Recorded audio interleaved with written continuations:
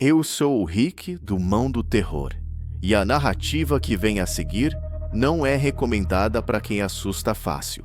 Se você está preparado, deixa o like, se inscreve e ativa as notificações agora. Responde nos comentários, qual é o lugar mais assustador que você já visitou? Aumenta o volume, porque hoje vamos falar sobre o colecionador de últimos suspiros. E isso vai te perseguir. A Londres vitoriana era uma cidade de contrastes gritantes. O esplendor da riqueza e a miséria da pobreza. A fumaça das fábricas e o perfume dos jardins. A luz do progresso e as sombras da superstição. Mas, no inverno de 1888, uma nova sombra se estendeu sobre a metrópole.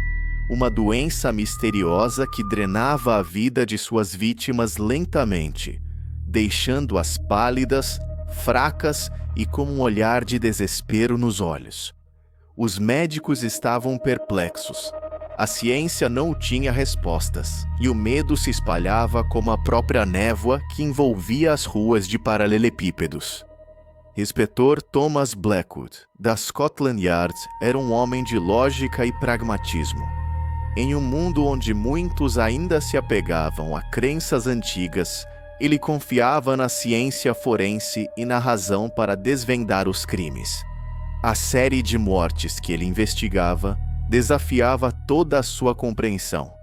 As vítimas, todas de diferentes estratos sociais, não tinham ligação aparente, exceto por uma coisa: antes de sucumbirem à doença, todas haviam visitado o mesmo antiquário, Elias Thorne. Thorne era uma figura enigmática, um recluso excêntrico conhecido por sua vasta e valiosa coleção de artefatos. Sua mansão, um labirinto de salas cheias de objetos antigos, ficava em um bairro isolado, e poucos se atreviam a visitá-lo. Thomas, no entanto, sentiu um arrepio ao ouvir o nome. Havia algo na forma como as pessoas falavam de Thorne, um misto de reverência e medo, que o incomodava. Sua investigação começou com a doutora Eleanor Vance, uma médica legista brilhante e cética, cuja mente afiada era um farol em meio à escuridão da ignorância. Ela havia examinado os corpos das vítimas e estava igualmente perplexa. Não há causa aparente, inspetor. Ela disse, seus olhos azuis fixos em Thomas. Os órgãos estão intactos. Não há veneno, nenhuma infecção conhecida. É como se a própria vida tivesse sido sugada deles, deixando apenas o invólucro. Thomas compartilhou suas suspeitas sobre Thorne. Eleanor, embora cética em relação a qualquer coisa que não pudesse ser provada cientificamente, concordou em investigar o antiquário. Juntos, eles visitaram a mansão de Thorne. O lugar era uma cápsula do tempo, cheia de cheiros de poeira, madeira velha e algo mais, algo doce e rançoso, que Thomas não conseguia identificar. Elias Thorne os recebeu em uma sala escura, iluminada apenas por uma lareira crepitante e a luz fraca de lamparinas a óleo. Ele era um homem alto e magro, com olhos penetrantes que pareciam ver através deles. Sua voz era suave, quase um sussurro, mas carregava uma autoridade inegável. Inspetor Blackwood, doutora Vance, aqui devo a honra. Ele parecia saber o motivo da visita antes mesmo que eles falassem. Thomas foi direto ao ponto, perguntando sobre as vítimas e sua conexão com o antiquário. Thorne ouviu com uma calma perturbadora, seus lábios finos curvados em um sorriso quase imperceptível. Ah, sim, muitos vêm a mim em busca de beleza, de história, de um pedaço do passado. É natural que alguns deles, já enfraquecidos pela doença que assola nossa cidade, tenham sucumbido após sua visita. Coincidência, eu diria. Eleanor, no entanto, notou algo estranho. Em uma prateleira, entre estatuetas de marfim e vasos de porcelana, Havia uma pequena caixa de madeira escura, entalhada com símbolos estranhos. Ela sentiu uma atração inexplicável por ela, uma sensação de calor e frio ao mesmo tempo. "O que é isso?" ela perguntou, apontando para a caixa. Thorne a olhou, seus olhos brilhando com um interesse renovado. "Ah, isso é uma peça rara, uma caixa de luto, de uma cultura antiga. Dizem que era usada para guardar as memórias dos entes queridos, mas é apenas uma lenda, claro." Ele a pegou e Thomas jurou ter visto um brilho sutil emanar da caixa, como se algo estivesse contido dentro dela. Ao saírem da mansão, Eleanor sentiu uma tontura, uma fraqueza que a fez cambalear. Thomas a amparou. "Você está bem, doutora?" Ela assentiu, mas seus olhos estavam fixos na mansão de Thorne, uma expressão de pavor neles.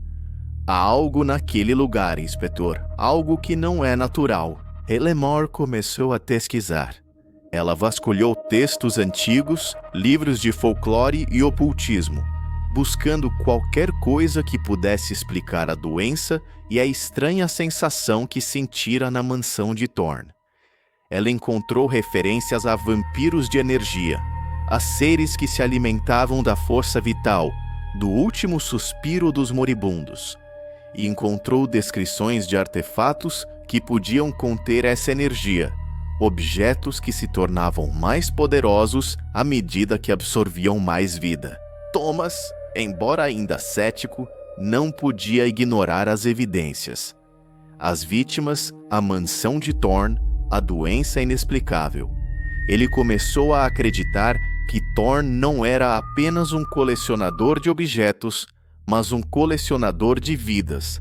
A doença que assombrava Londres não era uma praga natural, mas uma colheita, uma forma de enfraquecer as vítimas para facilitar a extração de sua essência vital.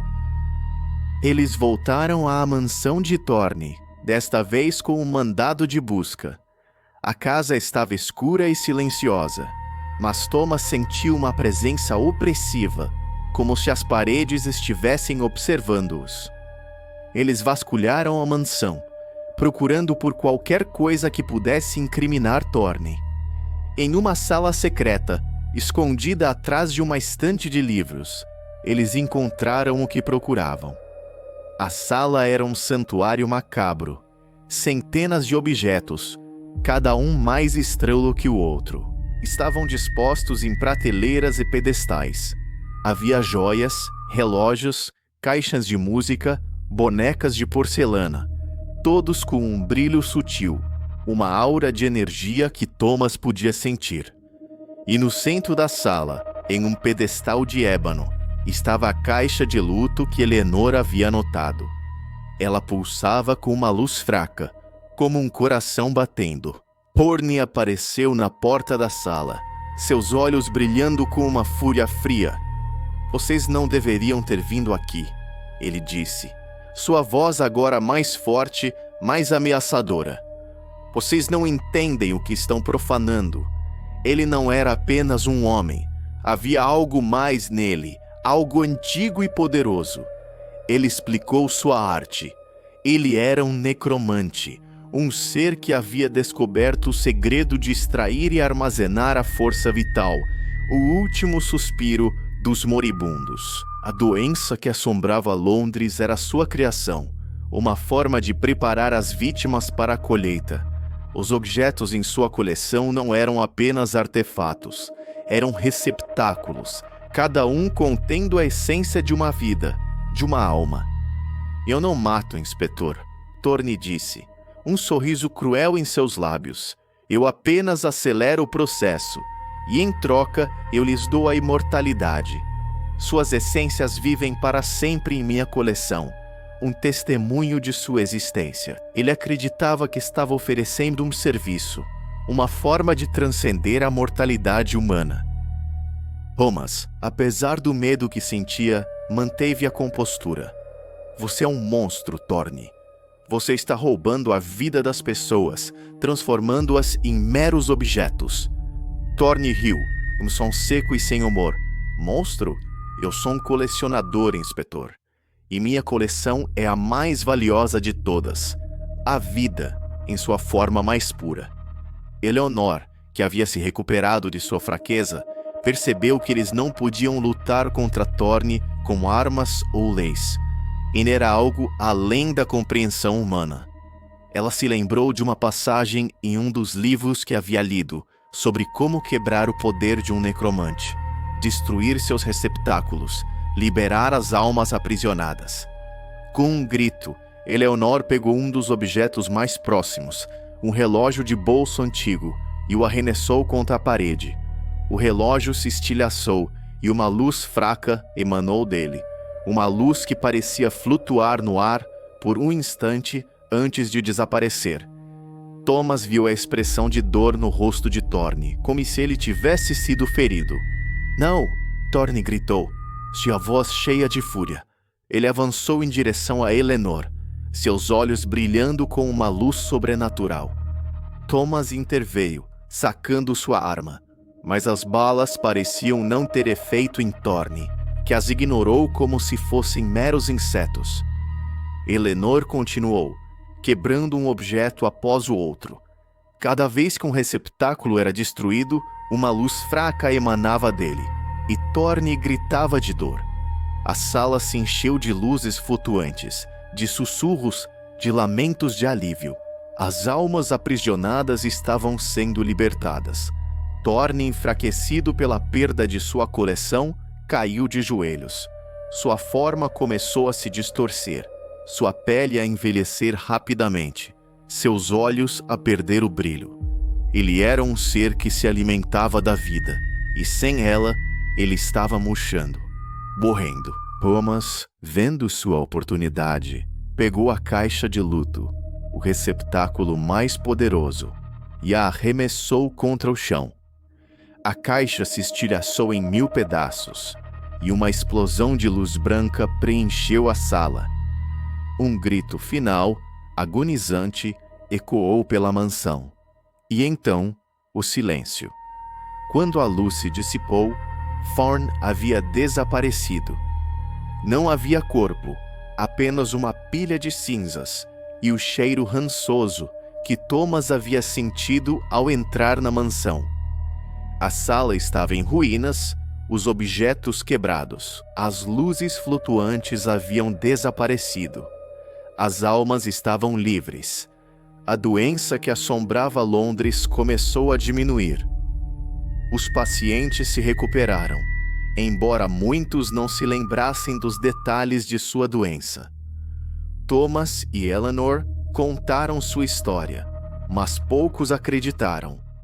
A polícia atribuiu a morte de Thorne ao incêndio acidental e a recuperação da cidade a uma nova descoberta médica. Thomas e Eleanor, no entanto, sabiam a verdade.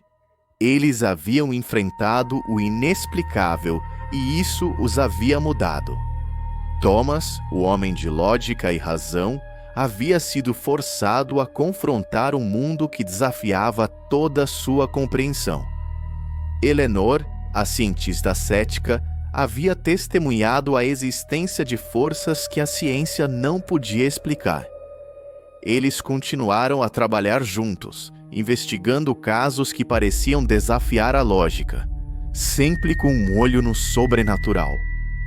Eles sabiam que Thorne não era o único colecionador de últimos suspiros, que havia outros, espreitando nas sombras, esperando sua oportunidade. E eles estariam lá, vigilantes, para proteger a vida, para lutar contra aqueles que se alimentavam da essência humana. E assim, a lenda do colecionador de últimos suspiros se tornou um conto de advertência e de coragem. Um lembrete de que a vida é preciosa e que há forças que buscam roubá-la, não apenas do corpo, mas da própria alma. E que mesmo nas sombras da Londres vitoriana, a luz da esperança e da justiça pode brilhar, protegendo os últimos suspiros dos inocentes de um destino macabro. Se essa história arrepiou sua espinha e te deixou olhando para os cantos escuros do quarto, não esqueça de deixar aquele like sinistro para alimentar o algoritmo do terror. inscreva-se no canal e ative o sino das notificações para ser o primeiro a receber nossas histórias macabras toda semana. Afinal, a próxima pode ser ainda mais perturbadora. Conta nos comentários se você já viveu algo paranormal ou qual história te assustou mais. Adoro ler relatos reais de vocês. E se você tem aquele amigo corajoso que adora um susto, compartilhe esse vídeo com ele. Ou com aquele que merece passar a noite em claro. A playlist de histórias sobrenaturais está na descrição para quem não consegue parar de ouvir. Nos vemos na próxima.